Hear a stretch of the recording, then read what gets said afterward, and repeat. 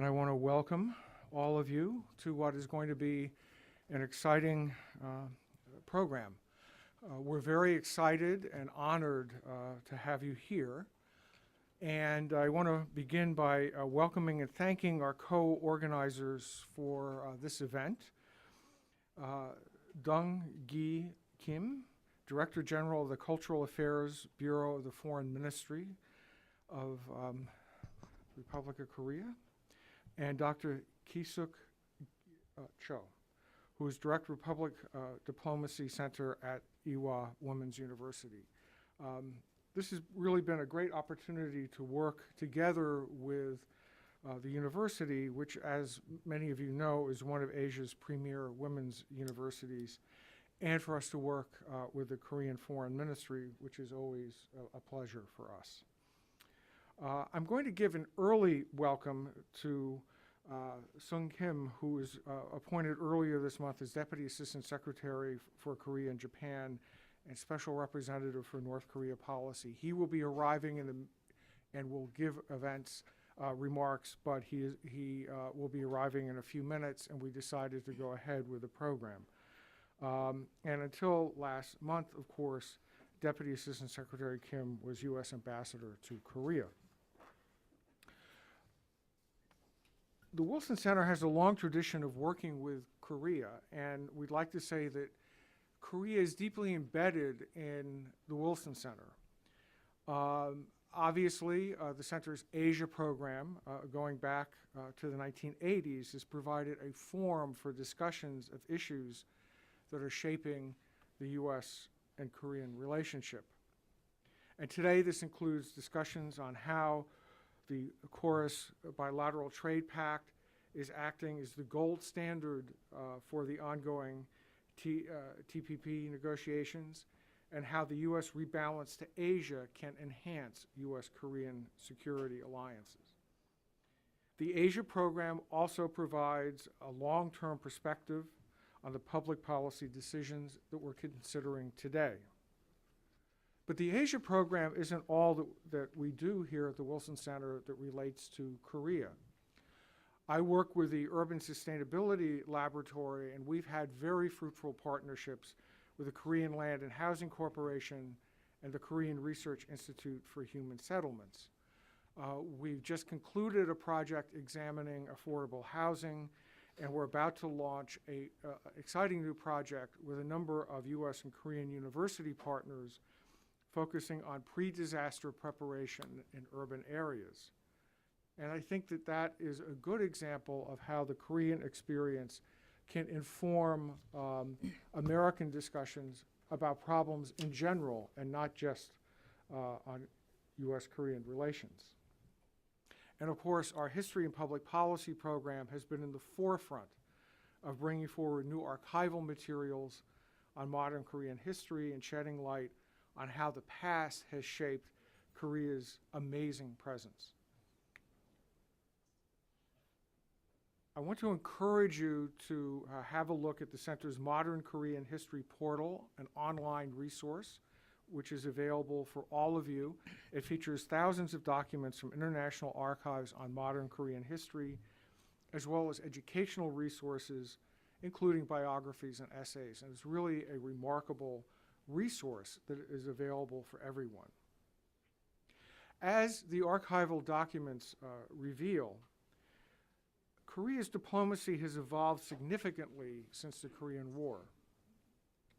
Seoul's diplomatic efforts after the war were a vital component of the country's national security strategy.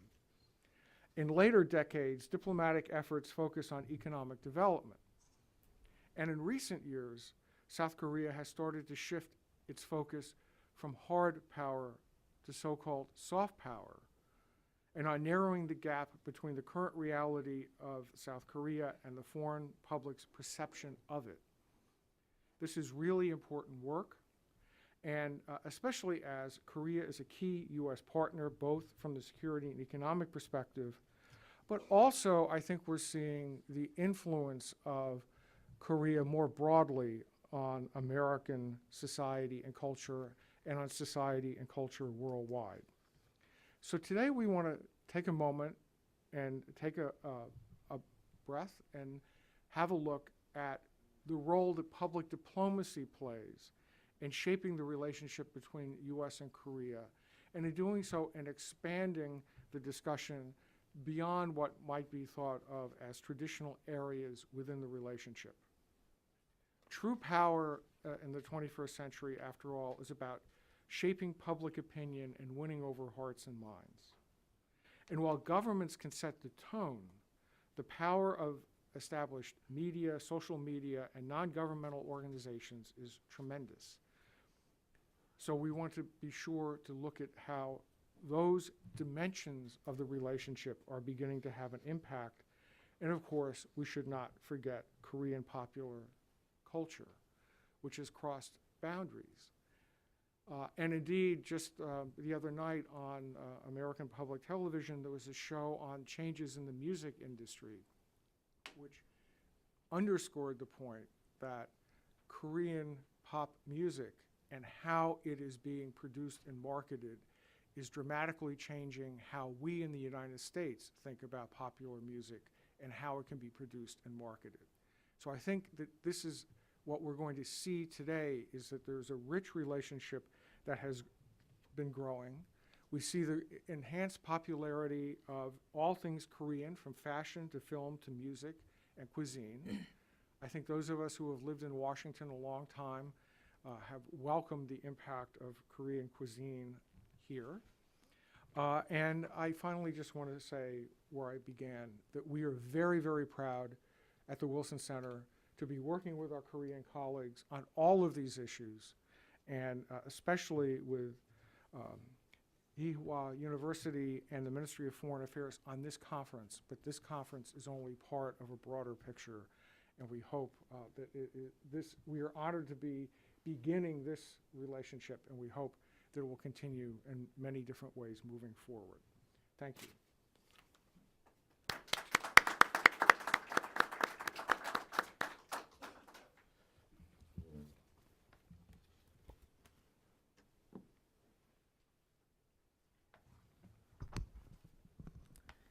Good morning, ladies and gentlemen. I am Ki-suk Cho, the director of the Public Diplomacy Center at Ewha Womans University. Vice President of Wilson Center, Mr. Blair Rubel, and Mr. Kim Dong-gi, the Director General of Ministry of Foreign Affairs, esteemed journalists and scholars, and distinguished speakers and guests. As the director of the Public Diplomacy Center of Ewha Womans University, I feel greatly privileged and honored to co-host the U.S.-Korea Forum on Public Diplomacy with the Wilson Center. And I'd like to welcome all the participants to Korea-U.S. Public Diplomacy Forum. I also greatly appreciate your participation in today's event in spite of bad weather. I am particularly happy to be back to Washington, D.C., because my family and I lived in McLean, Virginia for 2 years while I was a visiting fellow in George Washington University. And Washington, D.C. reminds me of the city of rich culture and beautiful scenery of cherry blossoming trees. And my family members, particularly my 2 sons, share unforgettable memory of Washington, D.C. with me. And although my first son was born in Bloomington, Indiana, he seems to believe that Washington, D.C. is his real hometown because he does not have any good memory about his birthplace. And although Bloomington is a very beautiful city, he was only 4 years old when he left Bloomington. So from my son's experience, I learned where you are born does not seem to be important. What you experience and whether you are touched seems much more important in moving and winning hearts and minds of the people. And I believe that attraction and soft power is the key in public diplomacy to earn foreign public's hearts and minds. And I define public diplomacy as the government's concerted diplomatic efforts with foreign publics through two-way communications in order to enhance their soft power and pursue mutual interests between host and home countries. And I don't think public diplomacy is mere one branch of diplomatic activities along with politics and economy.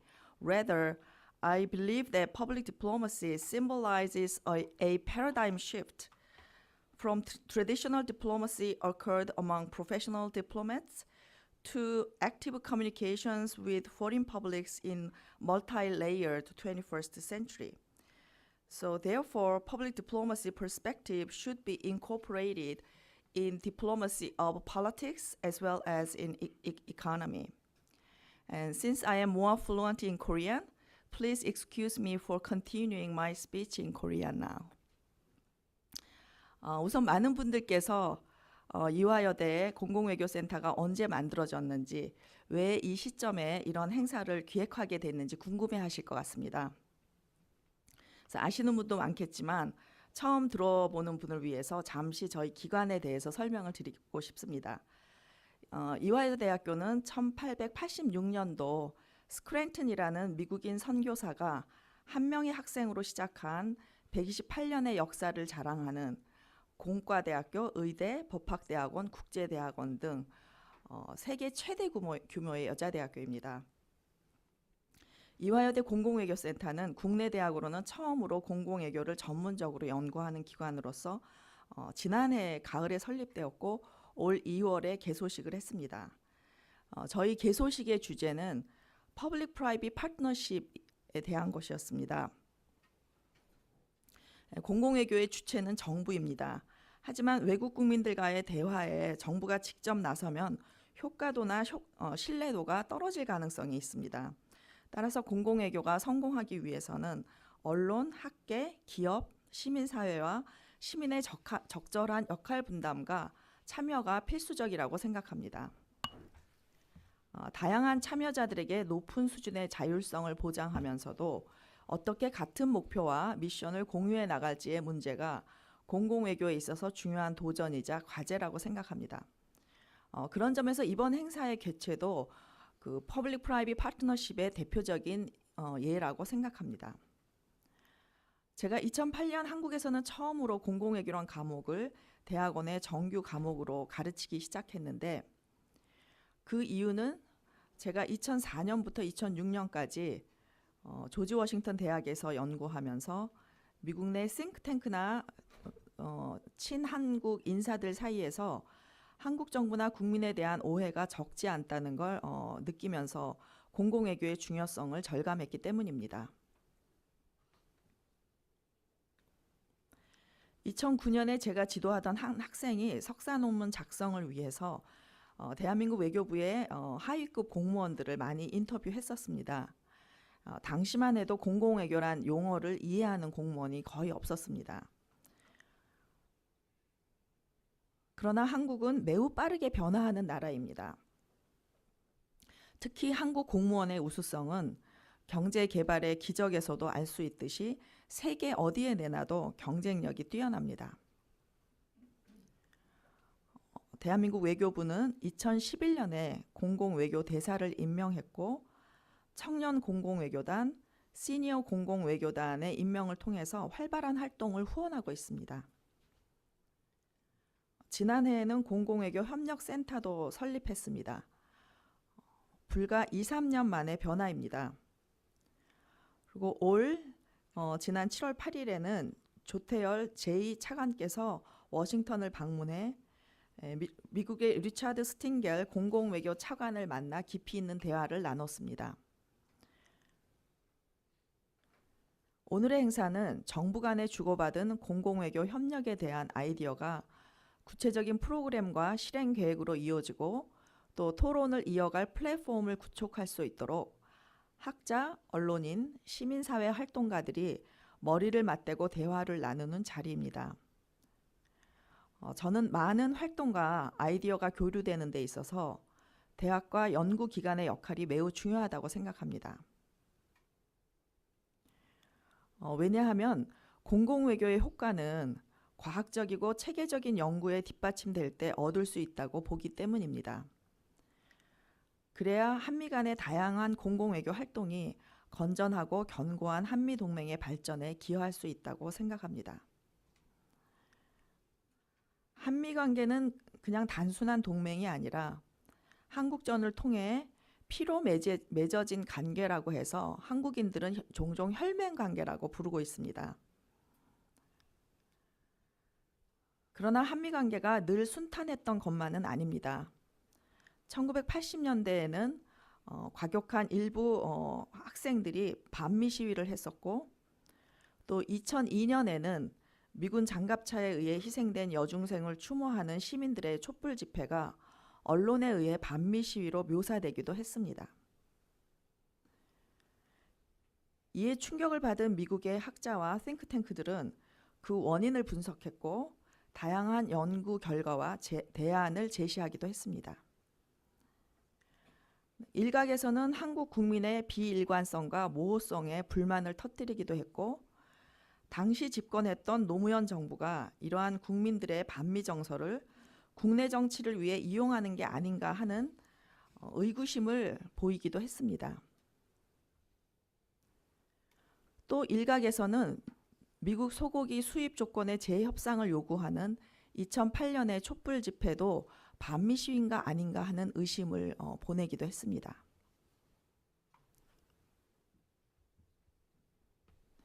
하지만 그러한 의구심에 대해 제가 연구한 결과에 따르면 모두 근거가 없는 것으로 밝혀졌습니다. 우선 많은 이들이 2002년 촛불 집회가 노무현 정부의 탄생에 기여를 했다고 믿었지만, 실제 그동안 출간된 몇 개의 경험적 연구는 이러한 믿음이 틀렸다는 일관된 결과를 보여주고 있습니다. 즉, 노무현 후보가 촛불 시위를 지지하는 것으로 국민들에게 인식됨으로써 오히려 표를 잃은 것으로 나타납니다. 또한 한국인은 맥도날드 불매운동과 같은 시위가 있었던 시기에도 한미동맹과 주한미군의 한국 주둔을 지속적으로 강력히 지지했습니다. 그래서 한국민이 동맹에 대한 생각이 비일관되다는 비판이 있었지만, 2008년 촛불 시위가 있었을 때 제가 거기에 참여했던 참가자들을 조사해 보았습니다. 한국민은 미국의 특정한 정부와 미국이라는 나라, 또 미국 국민에 대해 각각 독립적인 태도를 지니고 있음을 발견했습니다. 즉, 부시 정부의 특정 정책에 대해서는 비판적이었지만 미국의 문화나 제도, 국민에 대해서는 대체로 호의적이거나 중립적인 태도를 지니고 있는 것으로 나타났습니다. 이러한 여러 연구들의 결과에 기초해 저는 2005년에 워싱턴 DC에서 개최된 한미관계 컨퍼런스에서 미국 정부가 한국 국민에 대해서 약간의 공공외교 노력, 소통 노력을 한다면은 한국 국민의 태도 변화에 크게 기여를 할 것이라고 제안한 바 있습니다. 그때 당시만 하더라도 많은 이들이 앞으로 한미 관계의 긴장은 이제 피할 수 없는 흐름이라며 제 생각이 매우 나이브하다고 질타를 했습니다. 하지만 2008년 오바마 대통령의 취임과 함께 한국은 세계에서 가장 미국을 좋아하는 나라 중에 하나로 다시 재부상했습니다. 유럽의 미국과 매우 가까운 동맹국보다도 한국에서 미국을 좋아하는 국민의 비율이 훨씬 높게 나타났습니다. 무엇보다도 캐서린 스티븐스 전 대사와 성김 전 대사의 임명과 두 분의 노력은 이러한 호의적인 분위기를 더욱 고양시키는 데 기여를 한 것으로 여론조사 결과에 나타납니다. 한국갤럽은 10년마다 한국인이 가장 좋아하는 외국을 하나만 고르도록 여론조사를 하고 있습니다.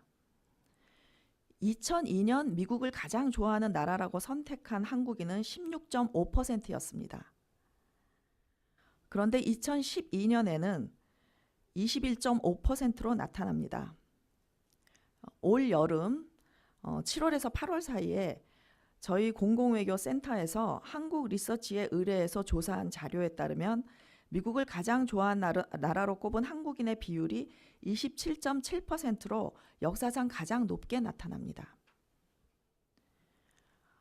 미국에서 실시한 퓨 오피니언 폴의 결과는 이러한 변화를 매해 실시했기 때문에 보다 극적으로 보여주고 있습니다.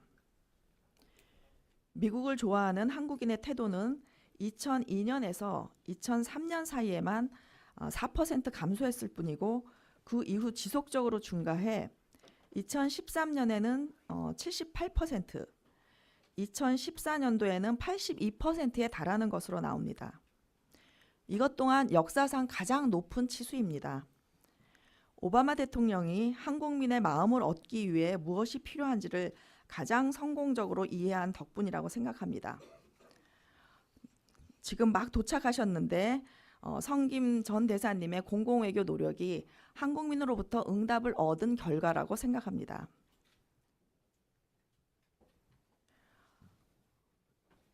오늘과 내일 진행될 포럼에서도 경험적 결과와 언론인들의 관찰 및 분석 결과가 공유됩니다. 이러한 학술적 연구와 결과 토론은 한미 간 공공외교에서의 노하우를 공유하고 실천함으로써 한미 관계가 보다 견고하게 발전되는데 매우 중요한 기반이 될 것으로 믿어 의심치 않습니다. 이러한 자리에 함께 해주신 워싱턴 특파원 여러분, 한국에서부터 먼 길을 달려와 주신 저명한 언론인 학자 여러분들께 다시 한번 감사의 인사를 드리겠습니다. 또 이번 행사를 가능하게 후원해 주신 대한민국 외교부와 문화외교국의 김동기 국장님께도 진심으로 감사드립니다. I also would like to express sincere appreciation to the Wilson Center, particularly Mr. Rubel, Dr. Person, and many other staffs who made this event possible.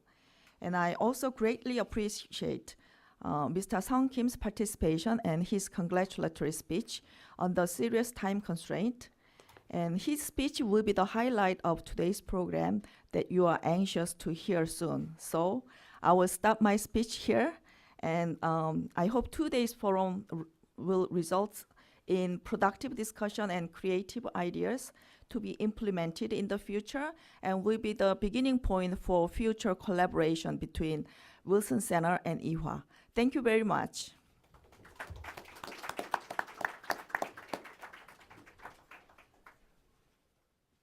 Well, I want to thank Director Cho for her engaging remarks, and I think important remarks as they remind us how important it is to base conversations such as this on research.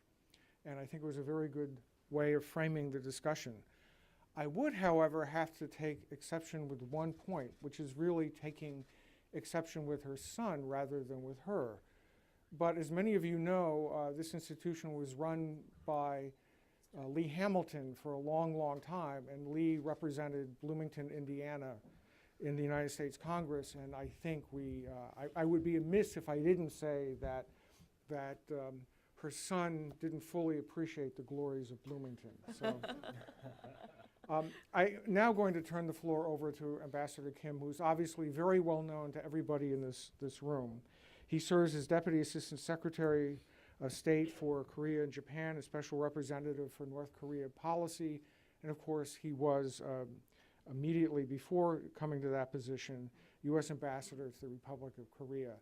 And I just want to say that he represents, I think, what a number of us have always appreciated about the State Department and the Foreign Service, which is the quality of leadership which can emerge from within the department. He has a long and distinguished career with diplomatic assignments in the East Asian and Pacific region. He brings to the State Department a stellar education, the University of Pennsylvania, a graduate of Loyola Law School. He earned a Master's of Law at the London School of Economics. And I think it's always good to be reminded of the accomplishments and achievements and even wisdom from time to time of the people who serve us serve us in our foreign service. So with that, I'd like to welcome Ambassador Kim.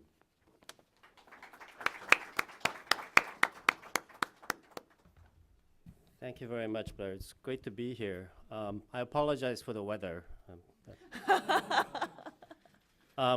You know, one of the reasons why I'm here is because I've learned two very important lessons in my life.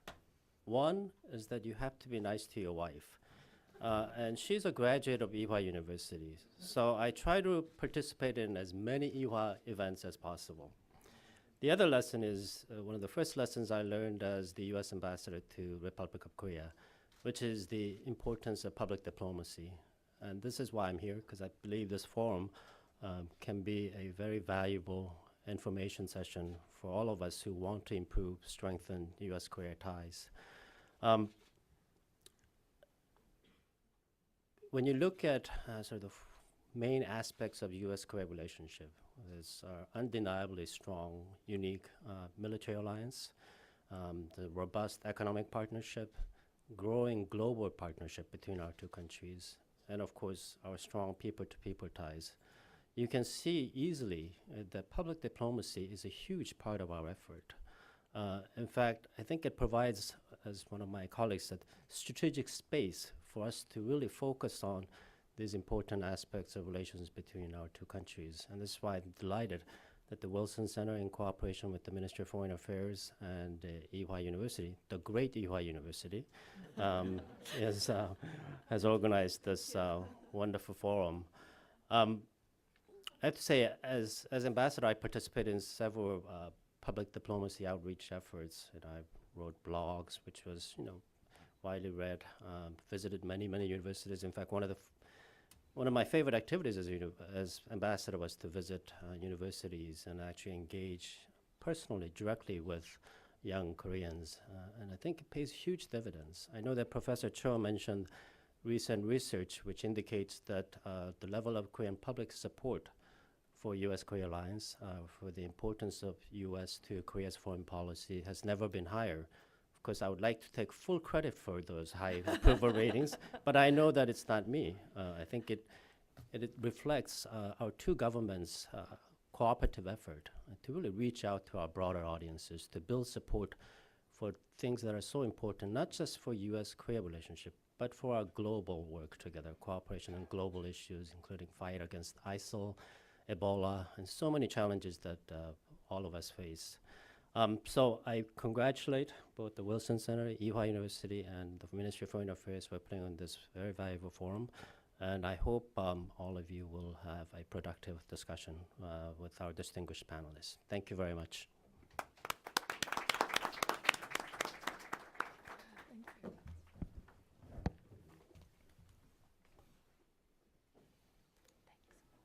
I think Ambassador Kim made a very important observation, which is that public diplomacy can create and nurture the strategic space for relationships to flourish. Director Cho, in her remarks, alluded to some difficult moments in the U.S.-Korean relationship. But of course, no relationship is worth pursuing unless it has the depth to create tensions and challenges. And I think what we see is that the issues we're talking about today, again, allow both sides to engage in a long-term relationship that will be meaningful for both countries. And to set out the agenda, we are now going to have a keynote address for the conference given to us by Director General Kim. He has served as Director of Foreign Missions, Director of the European Regional Cooperation Division, and Director of the Central European Division at the Ministry of Foreign Affairs. And he has, since 2009, he was the Director of the Inter-Korean Economic Cooperation Division at the Ministry of Strategy and Finance. He served in Canada, Bulgaria, and in the EU. And he was, what I find very interesting is, despite all of that wonderful diplomatic experience, his original degree was in English language and literature, thereby demonstrating something we often forget, that the humanities actually make a difference. So with that, I'll turn the floor over to him.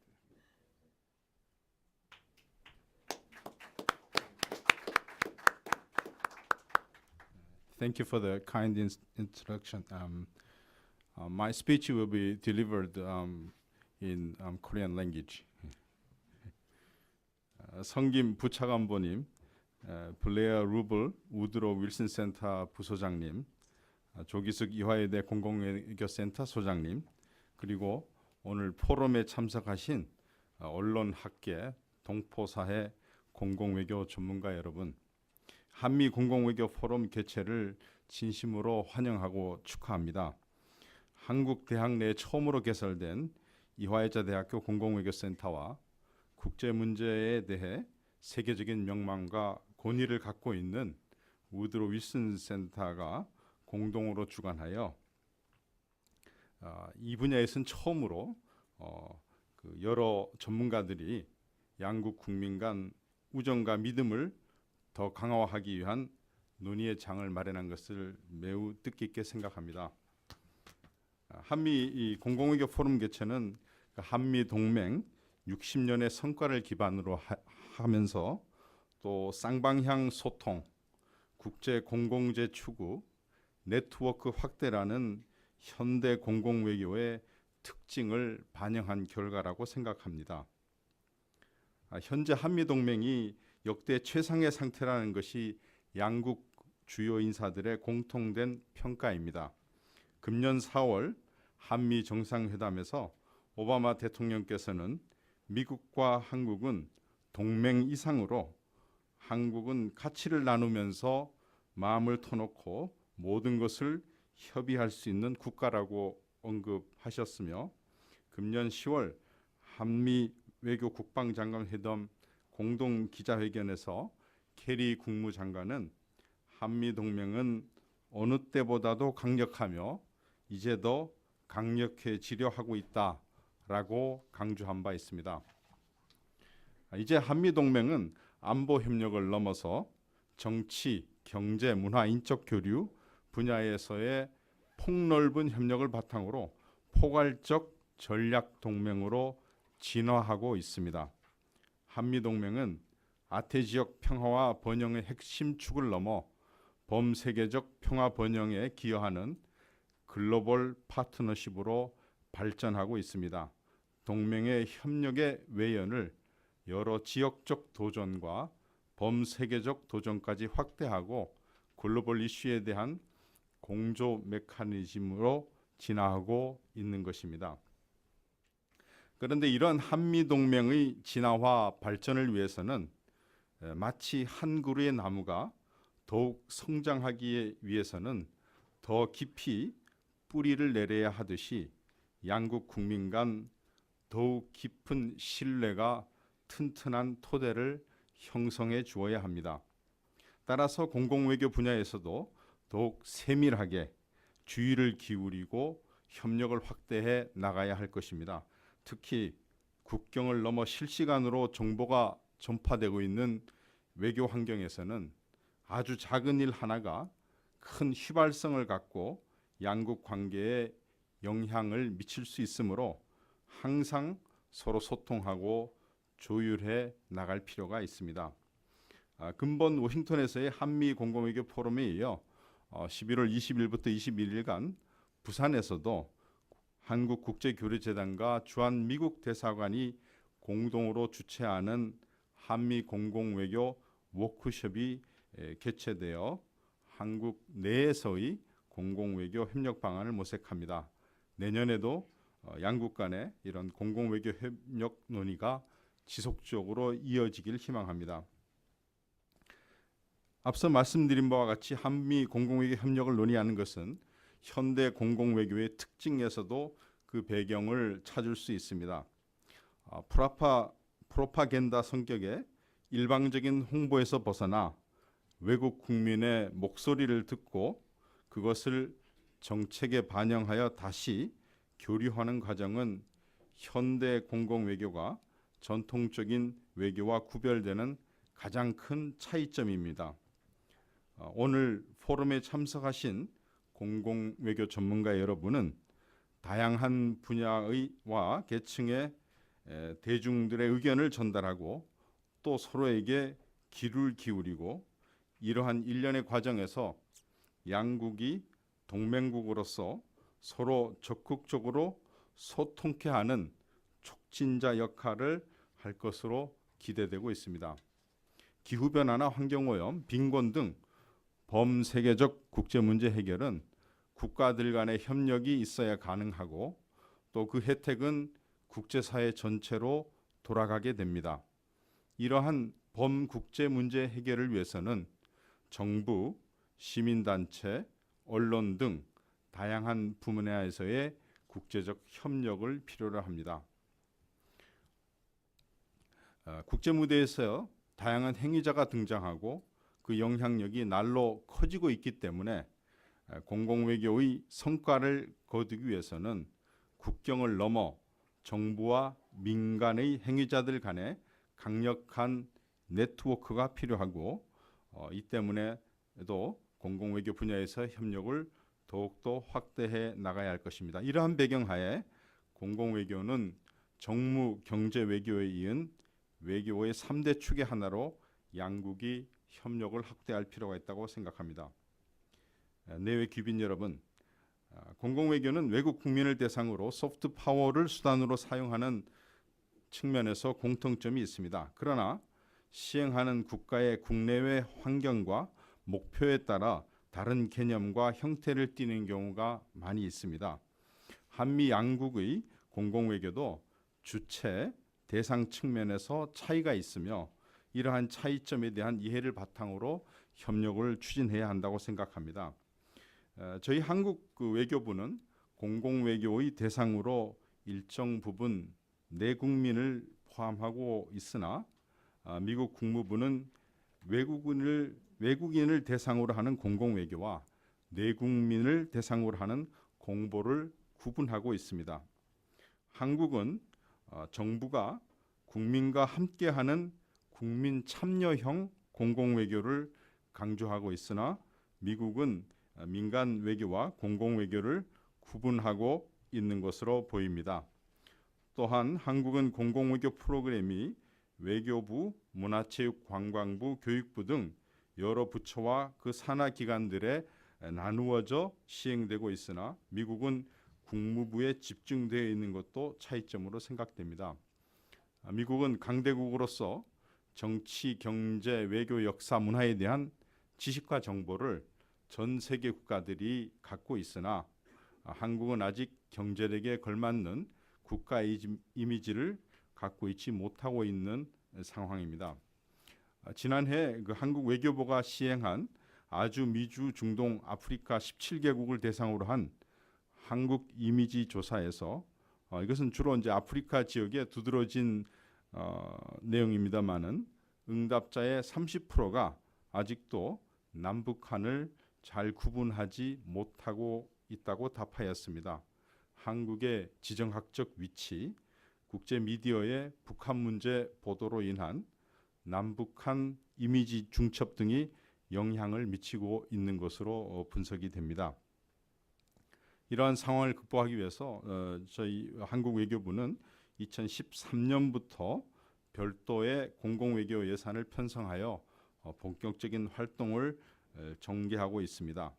한국의 문화와 문화의 매력과 한국에 대한 정확한 지식과 정보를 외국 국민들에게 알려 국가 이미지를 높이기 위해서 노력하고 있습니다.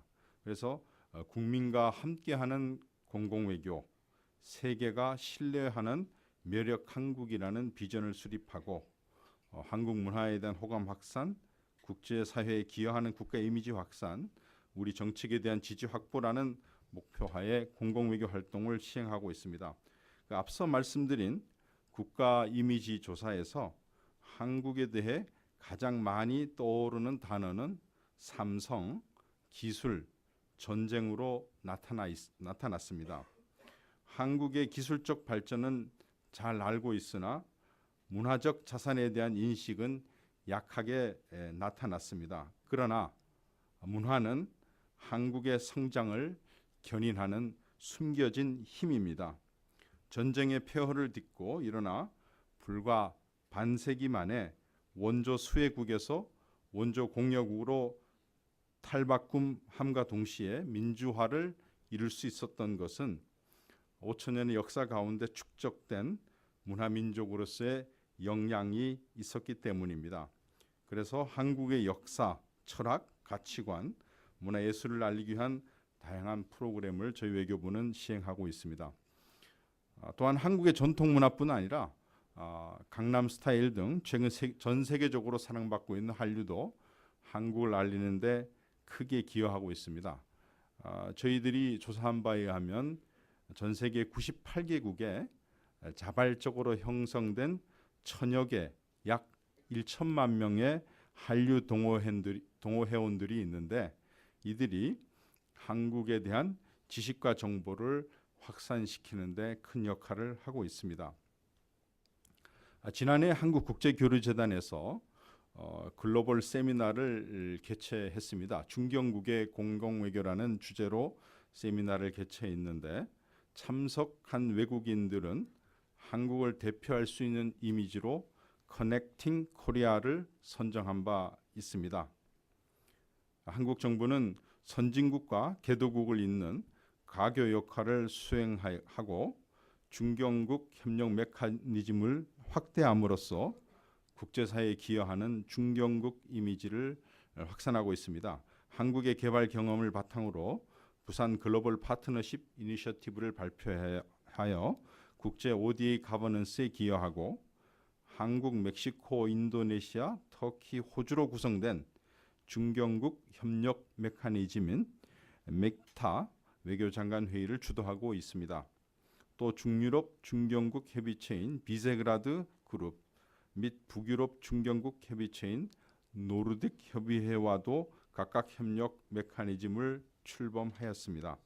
중견국 협력 네트워크의 중심축으로서 활동함으로써 중견국들의 선한 영향력의 시너지가 글로벌 무대에서 발휘하는 데 기여하는 이미지를 형성해 나가고 있는 것입니다.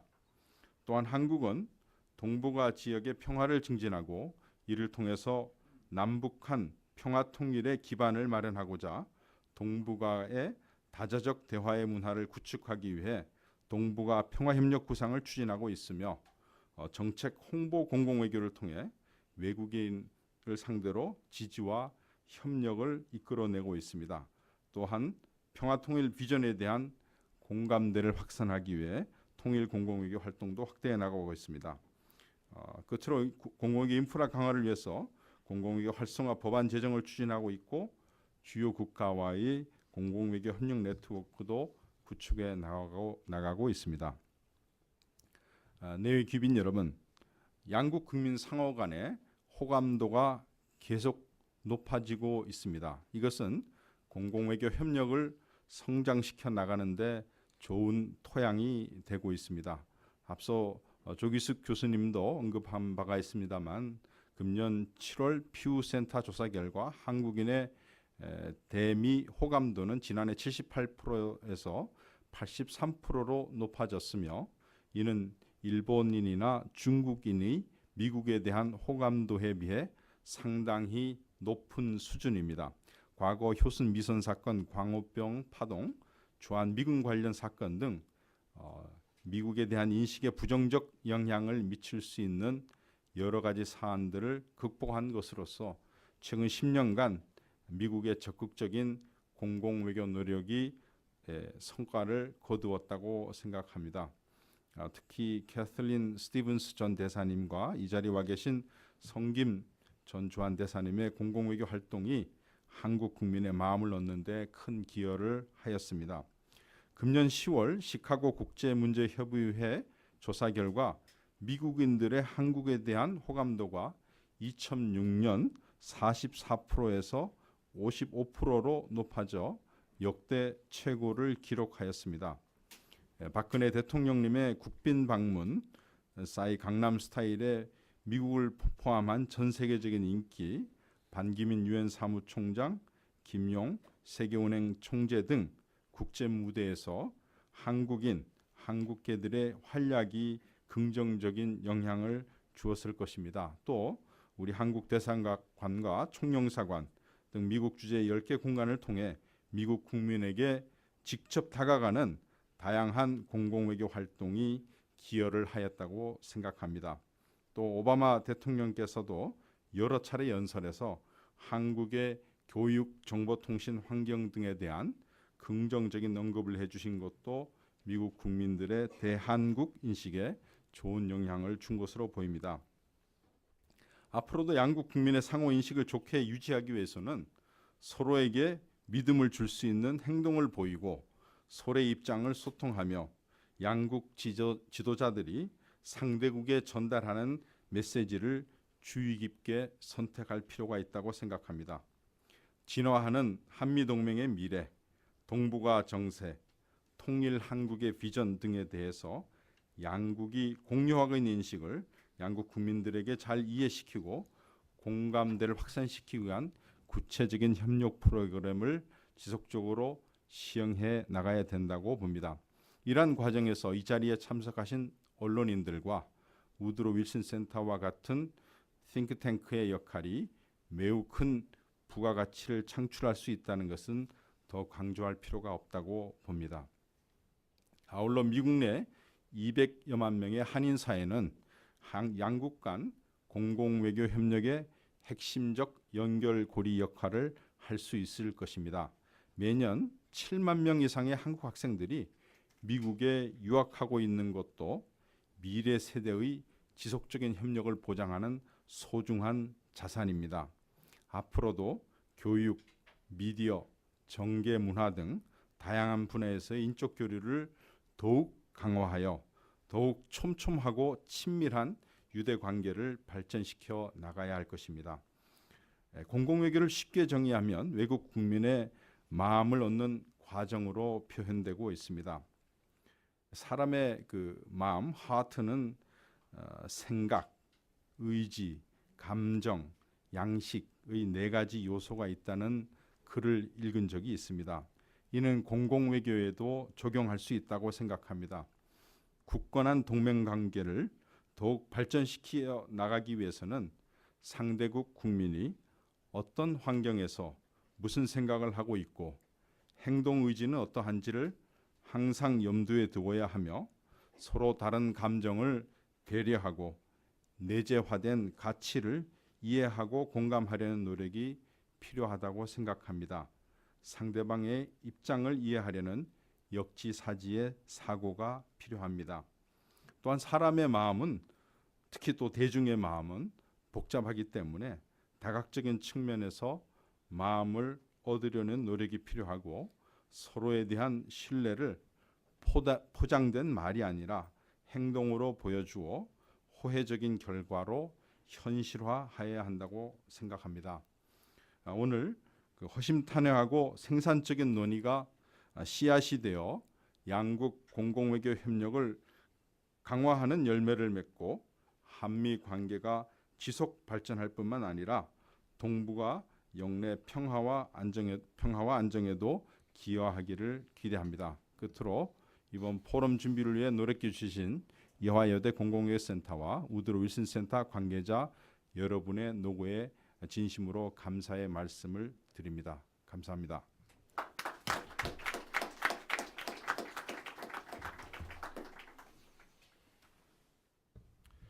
I want to thank the panelists for really framing our discussion today quite nicely and raising a number of important points. And I know that lunch is waiting for us, but we will have time for a couple of questions. But before I turn to the questions, I just want to make a following observation.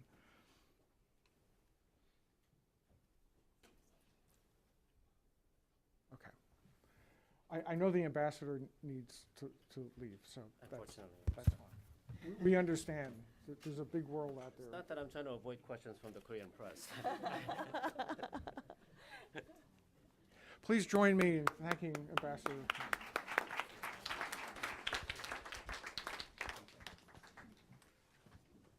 I think the three speakers have framed the conversation quite nicely, and I want to underscore one point which they all made, which is important. When we talk about public diplomacy, it sometimes gets communicated as a propaganda effort, as somehow buying influence. I think what we have just heard, and will set up the discussion moving forward in ways that are very important, is that we're not really talking about propaganda. What we're talking about is expanding the depth and extent of communications so that there are more participants in the dialogue between different countries. And I think that this is important because in a relationship which does have challenges, such as the Korean and American relationship, it's important that there's more understanding about the other's position. Not that differences will be resolved, but the differences can be understood and incorporated into the relationship. I spent the better part of my career in trying to promote US-Russian relations. And I remember when the Soviet Union collapsed, one often heard in Washington and in Moscow alike that if we only knew one another, we would like one another. Well, here we are almost a quarter century later, and I think it's clear that Russians and Americans know one another better than they did during the Cold War, but we don't necessarily like one another more. And we see this every day. And I was thinking about the history of the outreach between Russians and Americans over the past 25 years as I was listening to our speakers today. And it became very clear to me that there's another element which has to be built into the relationship, which does seem to be present in the US-Korean relationship, but whatever public diplomacy is about has to be about amplifying, and that's mutual respect. At the end of the day, Russians and Americans haven't learned to respect one another, and the failure in the relationship isn't so much about liking as about respecting. And public diplomacy, by broadening the circle of interaction, is a way of hopefully nurturing mutual respect, which again doesn't paper over the problems, but allows those problems to be engaged in a more serious and sustained manner. So I'm looking for a signal to see if we have time for a couple of questions from the floor. I'm going to assume that we do. So let me, if you have a question, please identify yourself. We have one question right here, and we'll have another question here. The panelists will respond, and we'll see where we are. Henry Hetker, researcher, now retired federal government. Recently, we've heard of the worldwide airbag recall problem. Many of these airbags are defective. The number of vehicles has reached 17 million vehicles worldwide. Many of them are here in the United States, but others are far-flung locations. And in examining the recall list, I noticed the Korean automobile manufacturers are not on the list, as far as I can see. They must have airbags on them if they're sold in the United States, and if so, are they from Korean companies? And regarding Toyota, which I haven't owned myself, but is not in an affected year, I happened to speak to Toyota service representatives, and they indicated that in the humid states, that's where they're going to concentrate their recalls. So they're not going to bother with states that are not humid, at least not initially.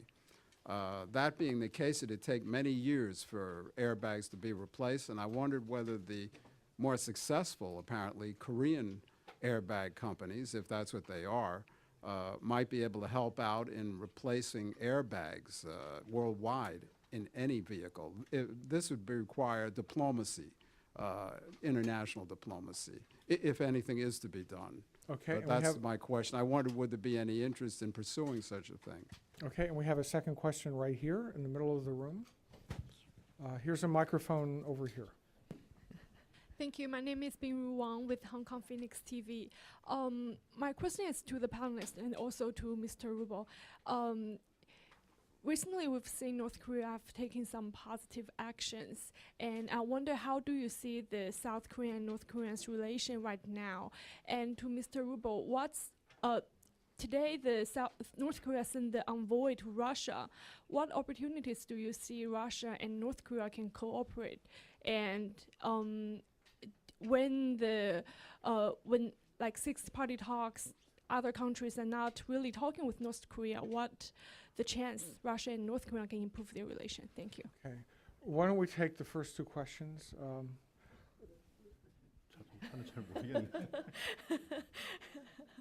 Any takers on airbags?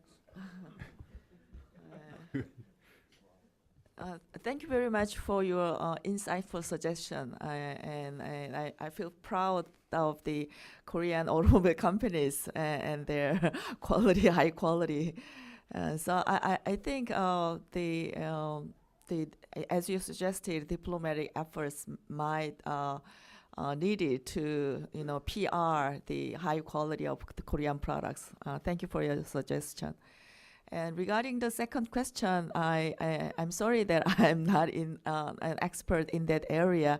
So, Mr. Rubel, you have any suggestion? But maybe first on a general response on North Korea. For the inter-Korean relations, our government is always keep the door window of dialogue open. We are trying to have kind of concrete inter-exchange between the two Koreas, but the North Koreans the response and attitudes not consistent at times is some kind of stumbling block to this inter-Korean dialogues. We are always hope that North Korea can participate in the international community as a responsible player. So, North Korea can interact with other countries in our region, and then in the process, we hope that they can really learn, and then we hope they can get the lesson that they have to change and then adapt to the international system and then current trend of international economic system. So we really hope North Korea can really communicate with many other countries so that they can become really responsible international player. And then this process also, I think, will help improve the inter-Korean relations. Thank you. We'll get to further questions in a moment. Let me try to answer the question, then we'll take 3 questions and we'll wrap up. I long ago learned not to answer with certainty when I don't know the answer, and I don't know the specifics of Russian overtures to North Korea. I will make a general point, however, which is the Russian economy is facing many challenges. The transformation of the oil and gas economy globally is undermining a major source of revenue for the Russian state. It has been calculated that the Russian state budget can be sustained at $100 a barrel gas, petroleum. Obviously, that's not what the price is right now. Add to that international sanctions and hostility, which we just saw in Australia on the part of the West towards Russia. I think it's natural that Russia is going to be looking for other partners in the East. There are many ambitious plans with China that have been announced.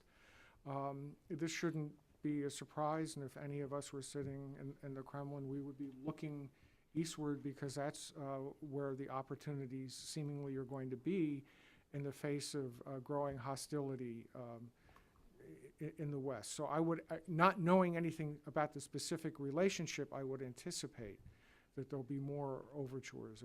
There's a logic to that having happened. There were 3 hands which we'll collect and then we'll wrap up. This gentleman right here and the 2 women over here. Thank you Please very much. identify yourselves. I'm Richard Scores. I have a background in public diplomacy as a retired foreign service officer, many years in East Asia, one especially devoted to Korean issues as a spokesman at the 4-party talks. My question, actually, first of all, a compliment for the vast history of the United States public diplomacy. It was essentially posited on developing and deploying resources, especially in adversarial relations. Once the Cold War ended, Madeleine Albright essentially decimated the former public diplomacy arm of the United States Information Agency. And in the years since, it's been a slow process for the State Department to gain traction once again in devoting sufficient resources towards public diplomacy efforts globally, and not only in adversarial relationships. So I compliment you, and I wanted to understand about the Korean government's resources devoted to public diplomacy in the U.S. and more broadly internationally. Thank you. Okay, and let's take the two questions that are over here. Thank you for coming. 안녕하십니까? 조지 워싱턴대 대학원에 재학 중인 안유지라고 합니다. Good morning. My name is Yu Jian, and I'm a master's student at the Global George Washington University. My question would be to Mr. Kim. 한국에서는 국보와 공공외교가 틀리지 않고 그냥 같은 쪽에서 국무부에서 관장하신다고 외무부에서 관장하신다고 말씀해 주셨는데 왜 그런지 여쭤보고 싶습니다. In America, we do public affairs and public diplomacy in two different channels, but in Korea, from your comments, it seems to be that public affairs and public diplomacy are in one stream. I would like to know why. Okay, and right here. Hi, good morning. Audrey from VOA TV. Recently, we see the relationship between China and South Korea is really warming up. And Chinese President Xi Jinping visited South Korea before he ever visited North Korea. That's unprecedented for a Chinese top leader. And I just wonder what kind of signal he's sending to the world. And on the other hand, China and North Korea's relationship is really get tense. So do you think this is temporary? What's your prediction for the future of China-North Korea relationship? Thank you. Okay, I think there are really two questions about the structure of the ministry's efforts, so maybe you should respond. 먼저 얘기를 하시면 제가 좀 코멘트를 하시죠. 그 국장님이 첫 번째 질문을 잘 못 들으셔서 제가 알고 있어서 대신 답을 하고요. 그다음에 이제 두 번째 질문에 답을 하실 수 있도록 하겠습니다.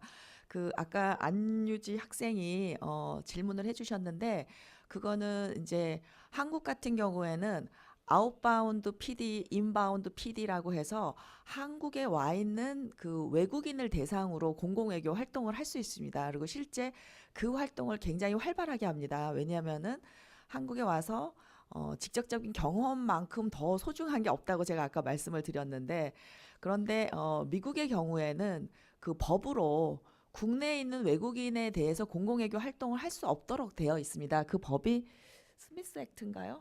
어떻게 되죠? 그 the law that prohibits the government's public diplomacy efforts in the foreigners living in Korea.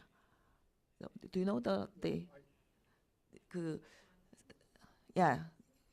그 법이 있어서 미국에서는 할 수 없는 거고 한국은 그런 법이 없기 때문에 할 수 있는 그런 차이가 있고요. 그다음에 아까 그 public affairs라고 하는 거는 공공외교는 아니고 정부가 자국의 국민을 상대로 하는 public affairs는 역시 한국 정부도 하고 있습니다. 예, 그래서 공공외교와 그 public diplomacy와 public affairs가 이게 대상이 다르다는 말씀을 드리겠습니다. 예, 한국 그 정부도 공보 그러니까 내국민이 공보의 대상이 되기도 하고 퍼블릭 디플로머시의 대상이 되기도 하고 또 내국민이 퍼블릭 디플로머시의 주체로 참여하기도 합니다. 제가 전 세계적인 사례를 보면 주로 덴마크라든가 뭐 노르웨이, 호주 이런 중견국들이 대체로 이렇게 내국민을 대상으로도 공공의 주체로도 이렇게 참여하게 하는 그런 경향을 볼 수가 있었습니다. 시진핑 주석의 그 한국 방문에 관한 시그널, 그다음에 이것이 일시적이냐 이런 질문이 있으셨는데 미래에 어떤 어떻게 보느냐 하는 질문이 있었는데 저는 이것을 북한의 행동, 북한의 태도에 달려 있다고 생각이 됩니다. 중국은 지속적으로 북한에 대해서 북한 핵을 용납하지 않겠다. 지역 평화와 안정을 해치는 활동들을 반대한다는 입장을 지속적으로 그런 메시지를 북한에 던지고 있습니다. 근데 북한이 이런 중국과 또 국제사회의 일관된 메시지에 부응하는 그런 행동들을 한다면 지금 다소 소원해진 중국 북한과의 관계도 회복될 수 있을 것이라고도 보나 북한의 행동이 지속적으로 그런 국제사회 또 중국의 메시지를 무시하게 된다면 양국 간의 관계가 점점 더 어려워질 것이라고 생각이 됩니다. In terms of the first question about resources, if you could comment on the scope and level of resources that the Korean government is devoting to public diplomacy.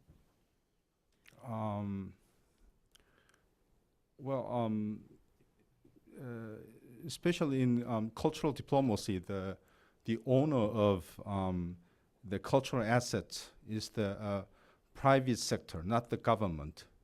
And we are the government is supporting financially the private sector so that they can introduce Korean culture worldwidely.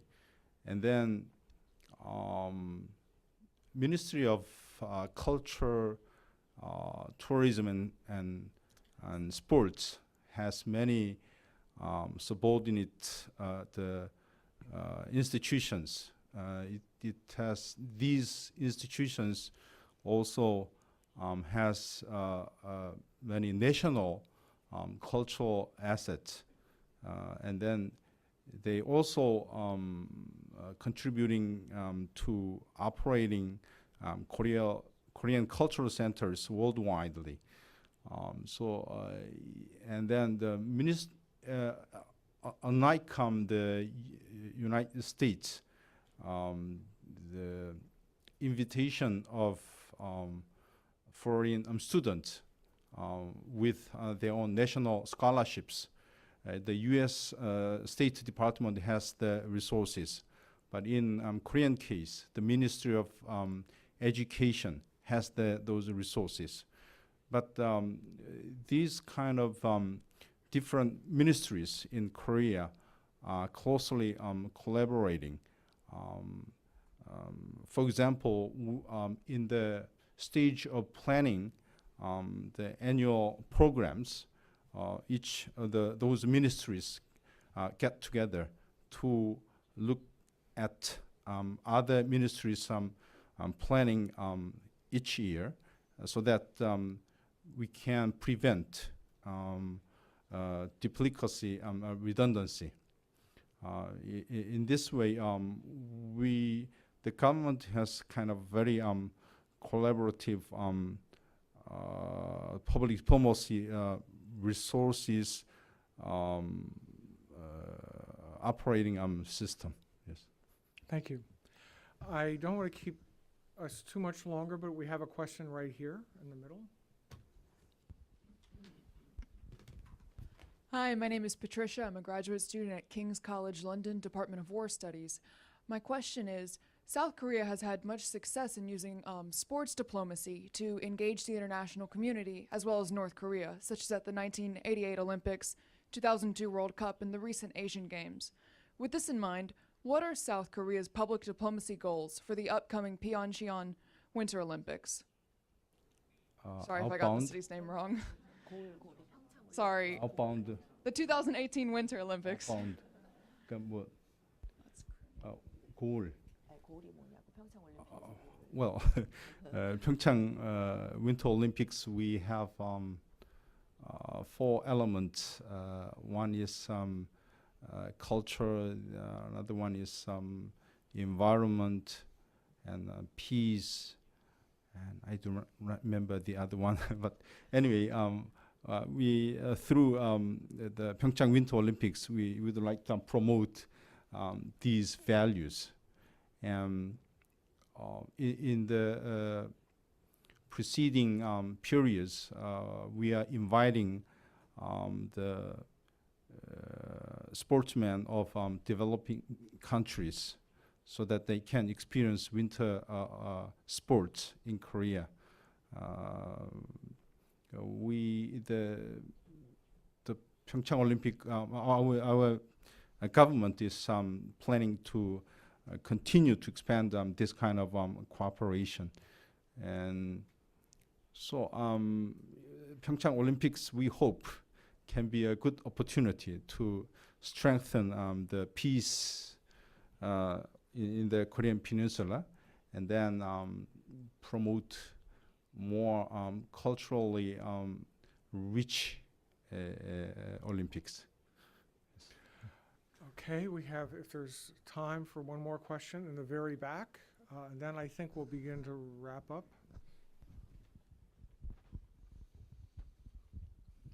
안녕하세요. 이정신입니다. 예. 예, 일단 굉장히 감사드리고요. As a Korean American and as an Ewha graduate, I really appreciate and very proud of your effort for this foreign policy, public diplomacy and forum. And my question is actually, we have a lot of a grassroots movement as a Korean Americans, like comfort women issues and any other, so many Korean foundation in America. And also I try to integrate it at policy making and in major stream here. And from the Korean dissenters or Korean government, is there any channel or intention to integrate it or, kind of a cooperate of our effort as, Korean American grassroots movements? That's my question. And I just one more thing add is I fully agree with your idea of soft power, of its effectiveness is a powerful tool to promote the Korea and then to promote also whatever we believe. So we actually, the Korean Americans has that many ideas about that to promote the Korea, promote that our culture through that grassroots movement and through the soft power, any kind of cultural projects. So I just wanted to know that if there any kind of intention or any channel to communicate with us. 정신대 문제라든가 아니면 한인 또 이런 문화적인 포럼 같은 거 할 때 혹시 그 센터, 이화여자대학에 있는 센터나 아니면은 외무부나 아니면 정부에서 좀 도와주시고 같이 이렇게 콜라보레이트해서 하실 그런 창구가 있는지 문을 열어두셨는지 그게 질문입니다. 감사합니다. 일단은 저희가 이게 한미공공외교 포럼 처음 시작이기 때문에요. 또 공공외교 센터도 막 이제 개소식을 한 상태이기 때문에 내일 저희가 종합 토론 시간에 버지니아 한인회 회장님, 홍일성 회장님도 지금 계신데 이 시민사회와 정부 그리고 이제 비즈니스 섹터까지 이런 퍼블릭 프라이빗 파트너십이 어떻게 작동할 것인지에 대한 발제와 종합 토론이 있습니다. 거기에 오셔서 좋은 아이디어와 뭐가 필요한지를 얘기해 주셨으면 좋겠고요. 그다음에 이제 외교부에서도 또 생각하시는 게 있을 것 같은데 김동유 국장님께서 외교부 얘기는 좀 해주시겠습니다. 네. I'm especially trying to expand our budget to strengthen the public-private partnerships, and then, as you might think, the Korean embassy here will be a good channel to place your ideas for the public-private partnerships. But as I mentioned, our government is really emphasizing the importance of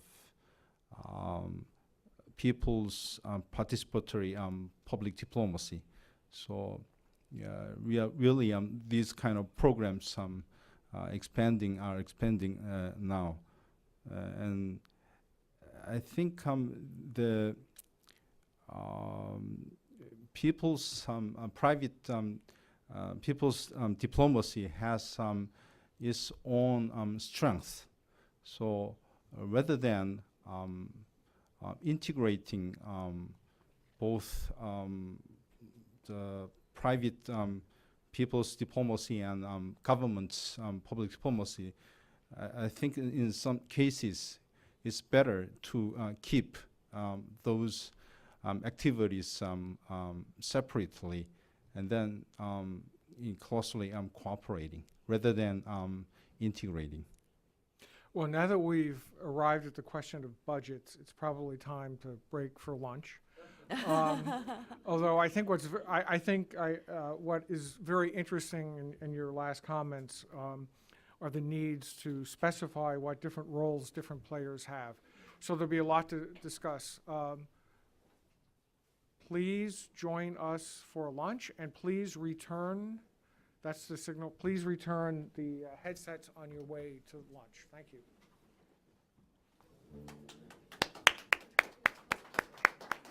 Very good.